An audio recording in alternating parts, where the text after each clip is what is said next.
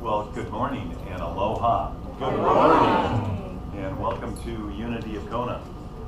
Let's first begin our service this morning by saying together the affirmation for the month of August, which should be on the screen behind me. And it is, I choose to give and receive blessings each day. I am.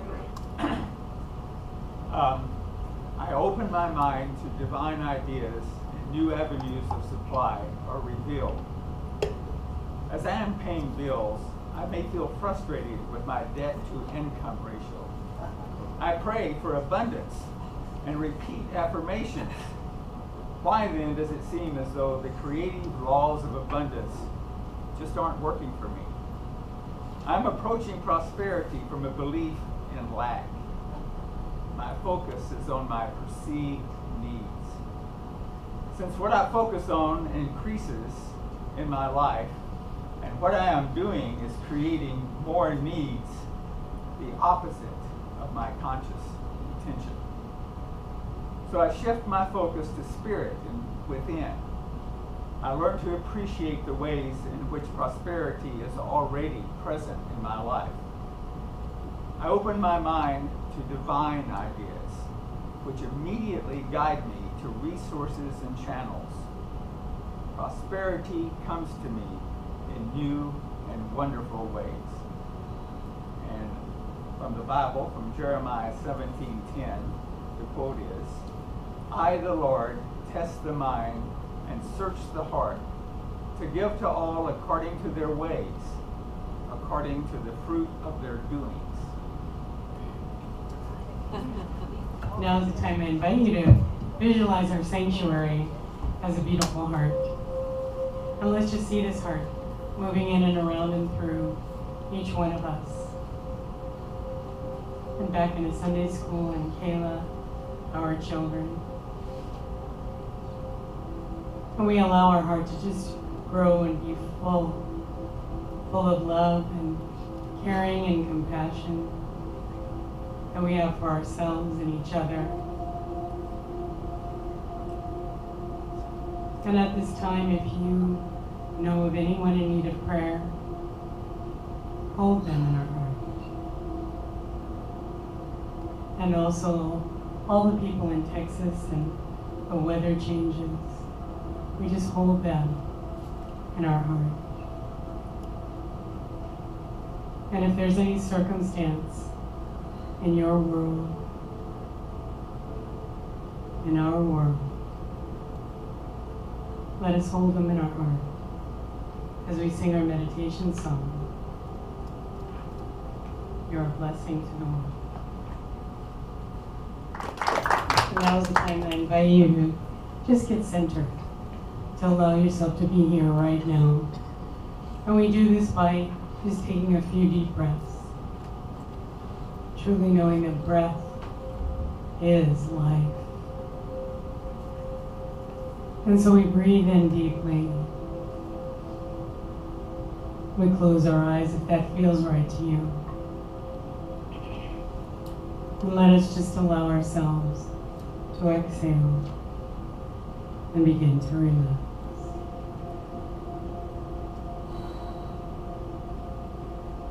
Let us focus on our breath and our breathing. Allowing it to be gentle and easy. Breathe and relax. Breathe and become centered. Breathe in and exhale deeply. Allowing yourself to be here right now.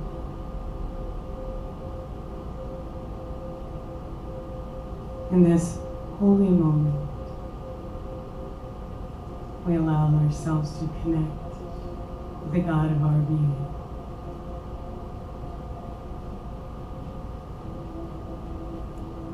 And we allow ourselves to know and affirm this truth. I am now open and receptive to all the blessings in my life. I am now open and receptive to all the blessings in my life.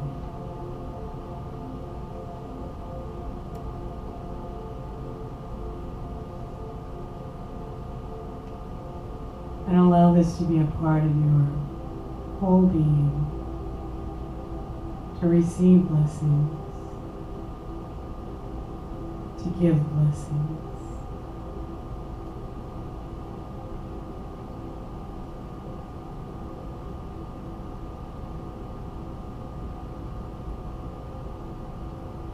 And as we go into a time of quiet prayer, let us truly know that God is the source of our supply in every way. And relaxing into the silence,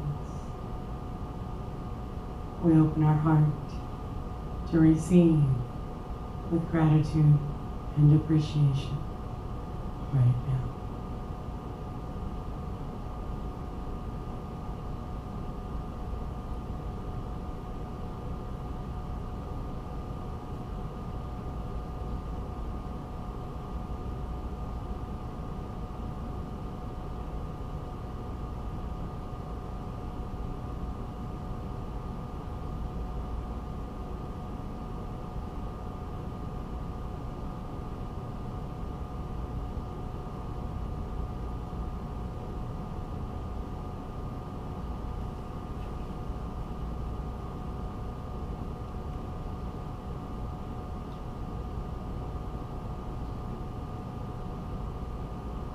And now we take another deep breath, exhaling deeply,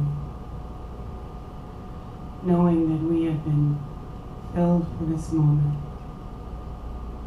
We are willing to share these gifts with the world.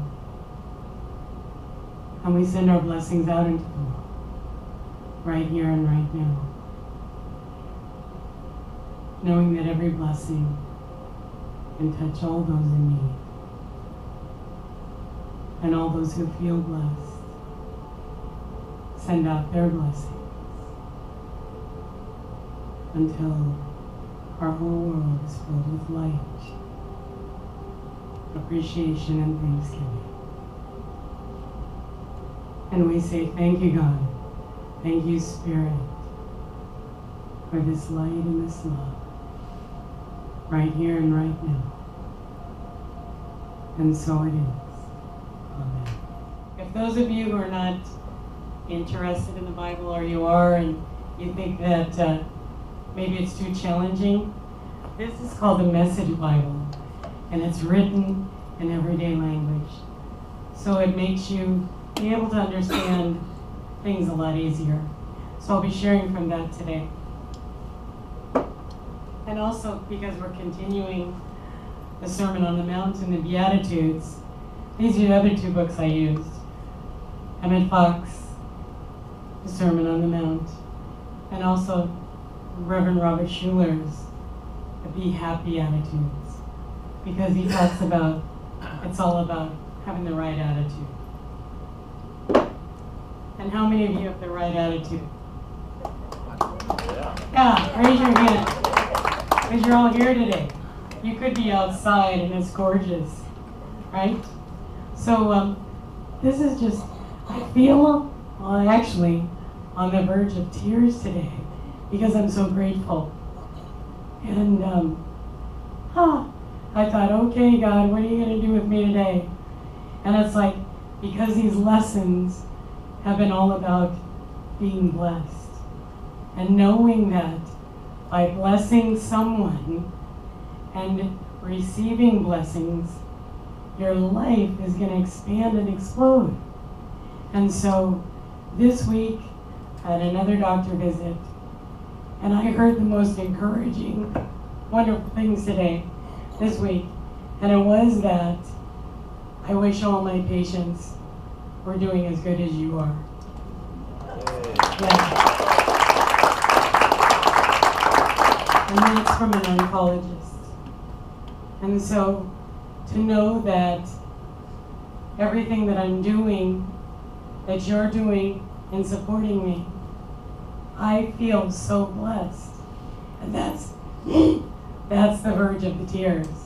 Because a few months ago, when I shared with you that I was standing at the edge of a deep and dark and murky river, and now it's like, I am making it to the other side by the grace of God, by prayer, meditation, doing the work, going deep, feeling like I'm drowning, and yet every day, blessing, sending blessings out. Our prayer list on Wednesday night probably has close to 50, 60 people that we pray for every week. And we keep adding to it every week. And then we hear good reports from people who are receiving those magnificent blessings. And that's what we're about. And, you know, like we were talking this morning about Texas, and, you know, a Category 4 hurricane is devastating. And yet, how many people in the world were praying for a blessing for all of those people? And yes, there was devastation. There were lives lost. But people were prepared. People were praying. It was wonderful to hear those stories about people. We just hunkered down in prayer. And that's what we did. We knew we had everything we needed, and it was up to God to do the rest. And how powerful is that when you're looking at a very difficult experience? And it's greatly improved the minute it touched land. And it's, 70-mile-an-hour winds are huge, as we know, because we live in that hurricane belt as well. And so the blessings, and we continue to look for the good, because that is what unity teaches. As hard as it might be, is to look for the good and know that God is the source of our supply. And when we look at the word beatitude, it's B-E and attitude. So how is your attitude about life, about living, about your spouse, your family? It can be not so good, huh?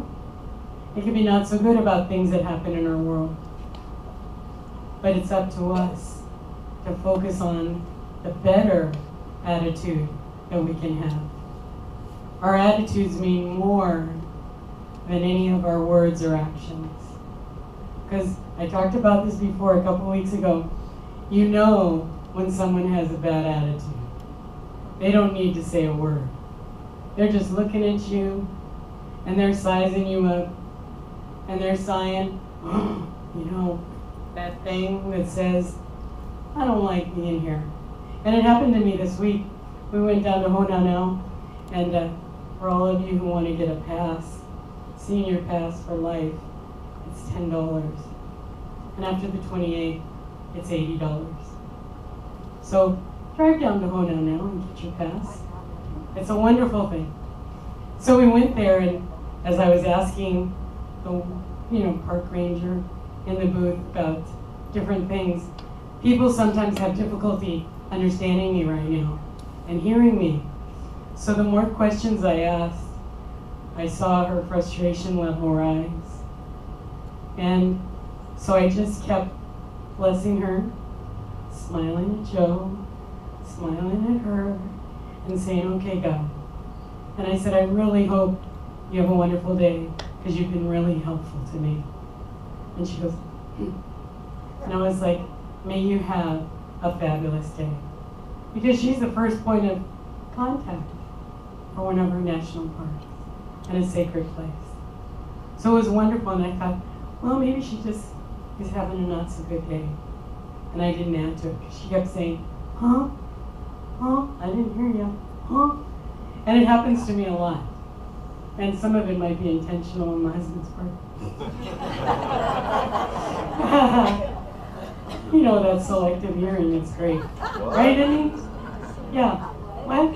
Yeah.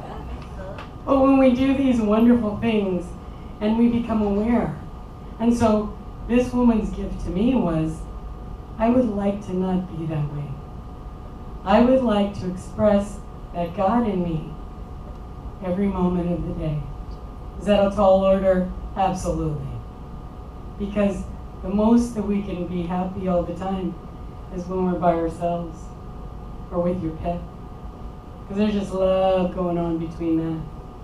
But the minute we get around people, what happens? We get to practice having a happier attitude. You know, and these lessons come from the Sermon on the Mount. And it's Jesus' teachings. And what I've said over and over the past few weeks is, he didn't say that if you do all of this, you'll be rewarded in heaven. He said, do these things, and you will be the light of the world. And that's what we're here for, is to express our light.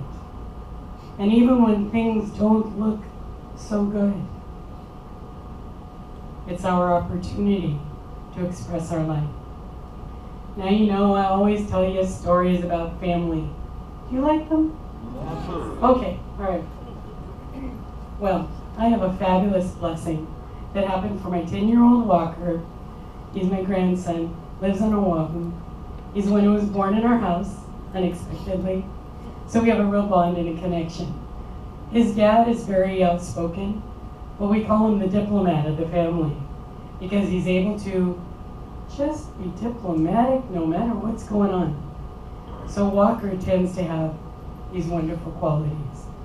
So in his classroom in 5th grade, and he goes to Nainoa Thompson's charter school in Waimanalo, and they have the opportunity of expressing their thoughts, sort of like a debate, about certain issues that happen in 5th grade. Well, he decided he was going to write about fidget spinners. You know what those are, right? Those little spinny things? Joe probably has one in his pocket. It's in his phone now. So he has a fidget spinner in his phone. So they've been outlawed in all the schools in Hawaii. So he only had to write a couple of sentences, and he was in favor of fidget spinners and the benefits. So his dad taught him how to do research. So he wrote a whole paragraph. That's big in 5th grade. And the kids all got to vote, including the teacher, about if he presented his argument. He did. And now their classroom can have fidget spinners. Now, is that a blessing? Absolutely. Was it easy for him to write it? No. Was it easy to do the research? No. But he felt supported and uplifted by what he did. And then he was so cute because he said, I only had one of, they just moved recently, so he couldn't find his cool fidget spinners. He goes, I only had my old funky one. So that's what I had to show the class. And it's like, but there's a blessing, because even the old ones work. Even the old people work. We're very wise and colorful and full of spirit. And so I have a card that I just filled out for him. Congratulations, because he put himself out there at the age of 10. Not with the intention of changing anyone or anything, but of letting people know what his belief was. And in the end, it changed a big portion of his classroom. And who knows, it might cause blessings or non-blessings in the rest of the school. But we'll find out this week. But that's what it's about. Even we can learn from the 10-year-olds about how to open our mind and our heart to spirit. And this week has been just filled for me with deep, deep, deep respect for people in life and what happens. And you just never know. And so I've been talking to a lot of people in 12-step programs this week. And people who are not in programs, and I think they should be. You ever do that? Yeah. Yeah, see, my voice got scratchy because I was judging. Sorry. We'll improve. So, anyway, I was talking to someone the other day, and because I'm doing a lot of 12-step work right now, because there's a lot of people who are in recovery or not in recovery who are in my life. So in order for me not to judge them, I need to do my work so that I can have a better attitude towards it all. And so I decided this one day that I knew this person was going to call me and wanted to talk about some things. And I was like, I'm just going to read what I can read, be who I can be, and tell the truth. And was it an easy conversation? Not at all. But it ended on a good note. That was the blessing. So even though it could have turned into a very difficult thing, and I don't think I've ever had a yelling match with anyone. Have I, Sash? I don't think so. Because it's not my nature to do those things. I've only been angry and expressed it twice in my life. And that was as an adult and after I'd gone through a scary experience physically. And so it came out in lashing out because I just wanted to be alone and not have people messing with me. But that was twice in my life. Other than that, I focus on being the best person I can be. And that means, hey, I'm going to be loving, even when I don't want to be. Because I had a spiritual teacher once who told me, you've got to, when you're angry, ask yourself, what's the hardest thing I could do right now? And sometimes it's reaching out. Sometimes it's being quiet. Sometimes it's saying, I made a mistake. I need to change. I'd like to move forward. And they may not be responsive. They may still be mad at you forever. But it's all about me and my attitude, because I truly cannot change another person or another thing. And we in Unity talk about prayer and how powerful it is. But what does prayer really do for us? It elevates our consciousness. And that's what we're going to talk about next month, because it's all about prayer and Unity World Day of Prayer. And of course we have Faith coming, and that's answered prayer, because she hasn't been here for a few years. And now she's making that connection with us once again on Oahu. And her family is here. Her son sings with her. And so hopefully one of these days we can have, he's 5. And he sings with her. And he's so professional. It's just so awesome. But when we have blessings, we know, and it's completely in the dictionary, that it says to be blessed means divinely or supremely favored, fortunate, blissfully happy, or contented. And you're bringing happiness and thankfulness.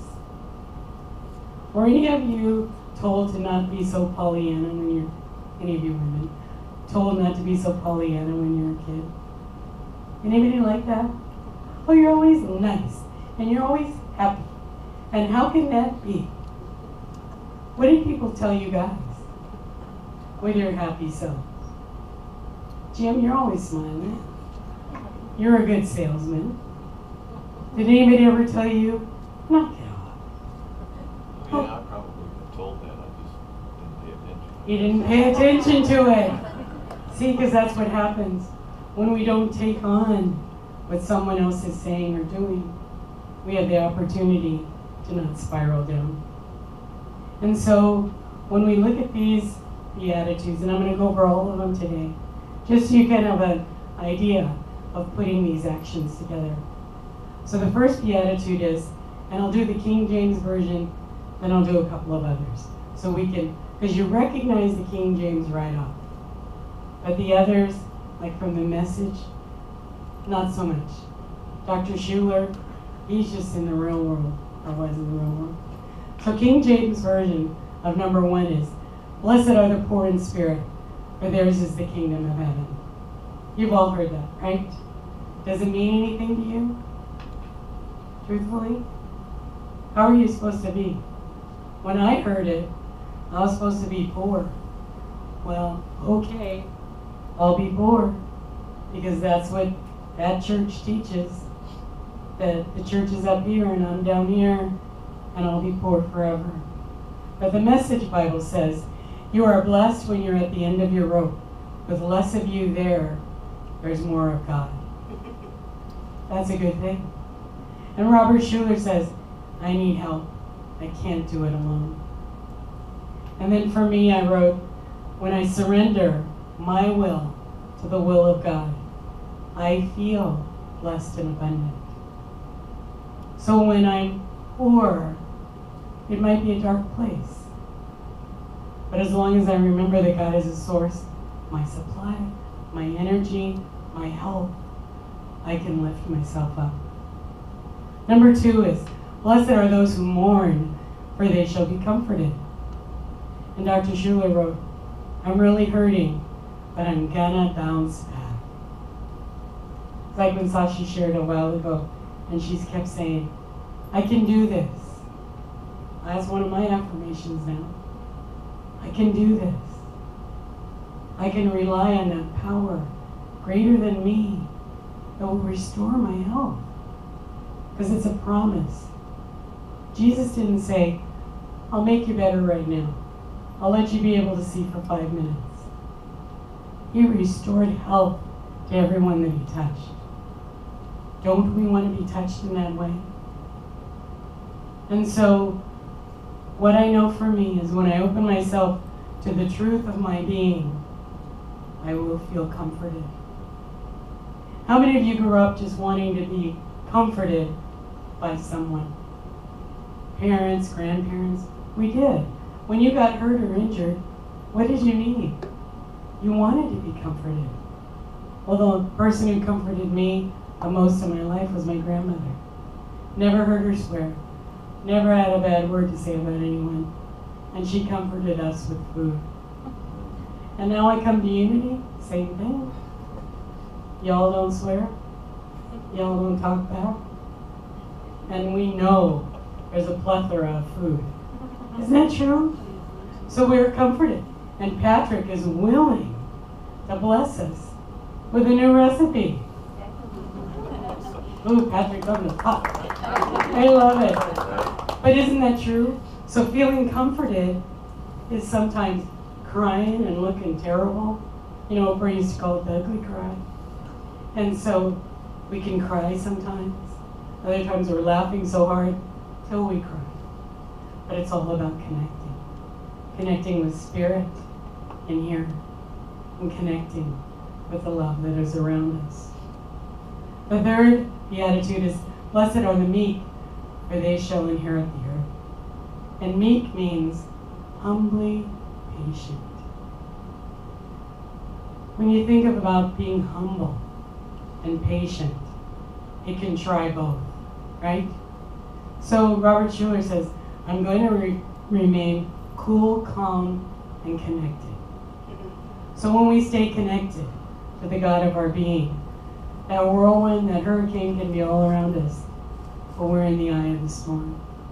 And it's calm, it's peaceful, and I can look out and see what I need to do. And then the fourth beatitude is, blessed are those who hunger and thirst for righteousness, for they shall be satisfied.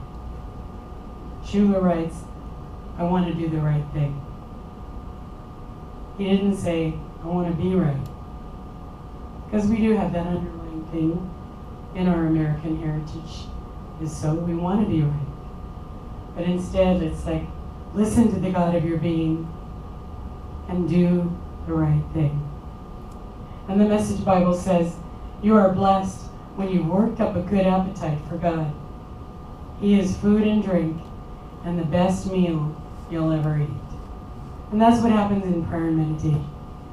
When we have that time when we're fully connected, we forget about all the lists, the trials and tribulations.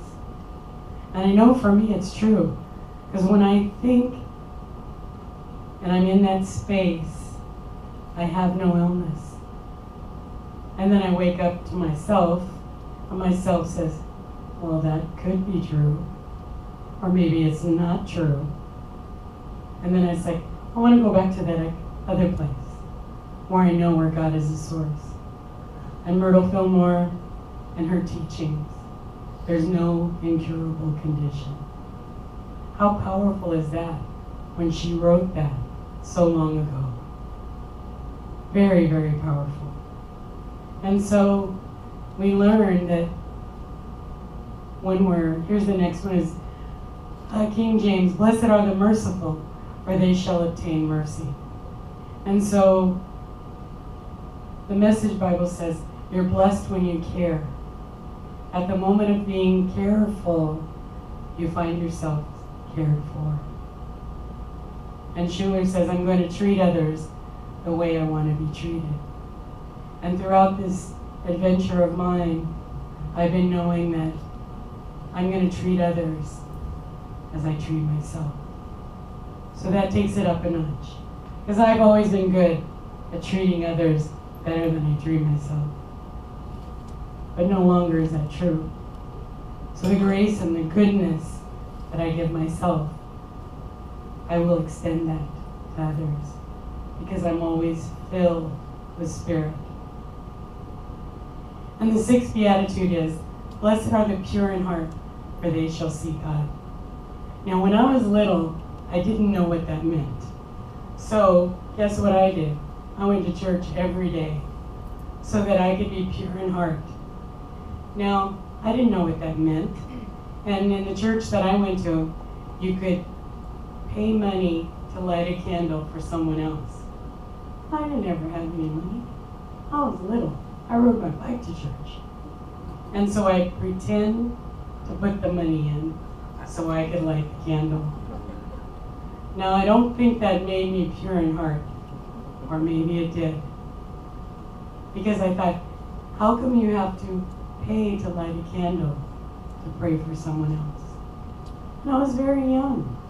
So it was like, this is the best I can do right now, is to give my invisible money to my invisible God and to pray. And that's what I did. And then the Message Bible says, you're blessed when you get your inside world, your mind and heart put right. Then you can see God in the outside world.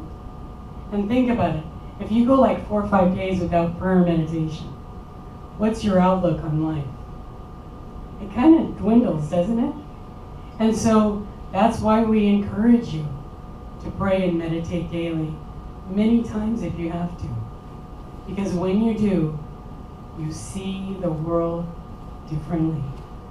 Because you're filled, and nothing is taken from you. And number 7 is, blessed are the peacemakers, for they shall be called children of God. And so that's what I decided when I was little. I was going to bring peace to everyone and everything. To the animals, I tried to rescue every animal that came into our house. And that included mice and birds. And usually they didn't make it with my well-being care. But I tried to do the best I could. And to have peace in my dealings with my siblings and with the people, the kids at school. And so Robert Schuller says, I'm going to be a bridge builder. And to me, that's Unity's 5th principle. We take everything we learn and we put it into action. So it's like we do the footwork and we leave the results to God. And so I know for me, I'm willing to do my part. Willing to share, willing to give, to have that generosity of spirit, because that is God. And the 8th beatitude is, blessed are they who are persecuted for righteousness' sake, for theirs is the kingdom of heaven. And Schuller says, I can choose to be happy anyway.